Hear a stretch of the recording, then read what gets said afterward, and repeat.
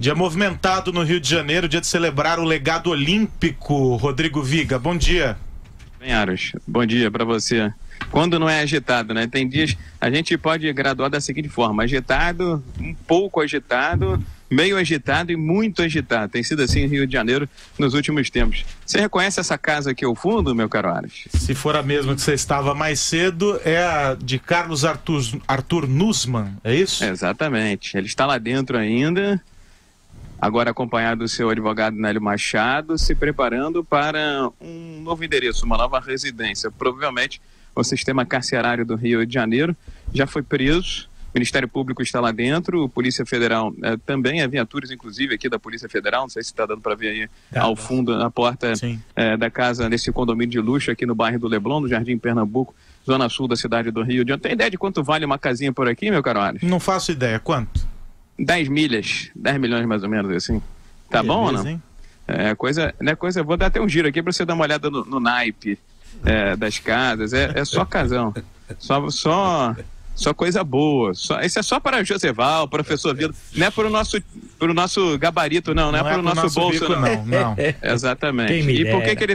E por que ele está sendo preso? Todos lembram que na primeira fase daquela operação Unfair Play, o Nussmann foi acusado aí de ser uma espécie de intermediário para a compra de votos para que o Rio de Janeiro fosse sede dos Jogos Olímpicos de 2016. Pois bem, o que mudou de lá para cá, professor Vila? Descobriram que ele tinha um cofre em um banco fora do Brasil com barras de ouro. Só que isso não estava declarado no imposto de renda, seriam 16 barras de ouro, não estava declarado no imposto de renda de Carlos Arthur Nussmann. E depois, é muito inteligente, hein? Foi muito mal assessorado, diga-se de passagem, pelo advogado Joseval, até pode dar um pitaco depois. Depois que ele foi conduzido coercitivamente na primeira fase do Unfair Play, ele decidiu retificar a declaração do imposto de renda e acusar a existência dessas barras de ouro. Além disso, encontraram e-mails na caixa de correio eletrônico do ex-diretor de operações do Comitê Rio 2016, Leonardo Griner, em que o Papa Diak, que seria lá o responsável por comprar os votos dos africanos para a escolha do Rio de Janeiro como sede dos Jogos de 2016, cobrando a propina que não teria sido paga, teria sido caloteada, vamos dizer assim. São elementos que justificam a prisão do Nussmann, que daqui a pouco vai seguir para a Superintendência da Polícia Federal. Agora há pouco nós conversamos aqui na entrada dessa mansão, desse casarão do Nussmann, com o advogado dele, doutor Nélio Machado, muito conhecido aqui no Rio de Janeiro, e ele achou essa decisão da Justiça dura, entre aspas, eu diria até no íntimo dele, um tanto quanto arbitrária. Vamos ouvi-lo aqui nesse Jornal da Manhã da Jovem Pan. Já estou atuando, há um habeas corpus impetrado que não foi julgado, lamentavelmente. Eu vou me inteirar dos fatos agora e depois a gente fala, mas nesse momento... Eu não ouvi. Suspeita de que ele estaria ocupando? Eu não tenho a menor ideia. Eu vou saber agora do que se passa, quais são os fundamentos dessa medida tomada, uma medida dura e que não é usual, pelo menos dentro dos padrões do devido processo legal. Ele depois eu falo com vocês. De votos para a Olimpíada 2014? Não, isso não procede, mas eu falarei disso depois. Deixa, por favor, me desculpem. Então, o advogado Nélio Machado, vocês estão conseguindo ver aqui atrás de mim duas estátuas? Sim, isso que eu ia te perguntar. Eu estou vendo isso daí e o que é, por favor? É que nós somos com imagens, né? Professor Joseval deve conhecer, eu particularmente não conheço, desembargador Aloysio Teixeira, que se foi no ano de 2012. E a senhora dele, dona Ieda Teixeira. Enfim, são duas estátuas sentadas aqui numa pracinha, num banco de uma praça.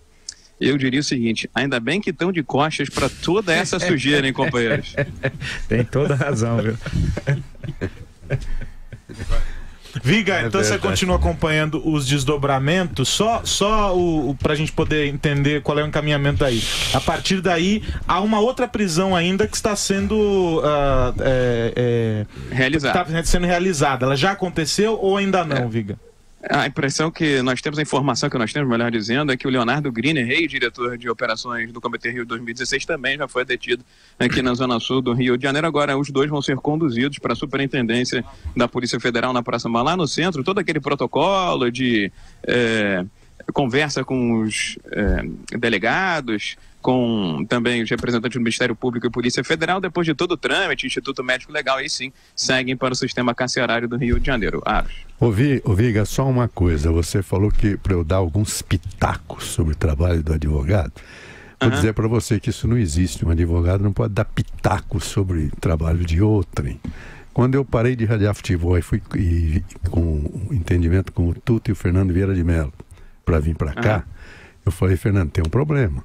Se eu vou comentar caso dos outros, eu perco a minha carteira. Eu tinha meu escritório, tenho ainda. Ele falou, qual é a solução? Com a solução, contratamos um jornalista especializado. Contratamos o Télio Magalhães, de saudosa memória, que fazia essas matérias. Todas as matérias sobre direito era do Télio Magalhães. Aliás, foi curioso porque o Télio era gago, mas ele lendo não gaguejava. Então era meio gago. Não, o difícil foi no primeiro programa que eu avisei o técnico Chico Vieira, contratamos o Télio por isso e tal, mas ele é gago, você tenha paciência para recebê-lo. Ele falou, tudo bem, conversou com o Télio, não, Télio, vai tranquilo. Conta até 10 e manda. O problema foi para contar até 10 que não estava escrito. Um abraço, Viga. Ele gaguejava, mas não hesitava. Um abraço, Viga. Grande abraço.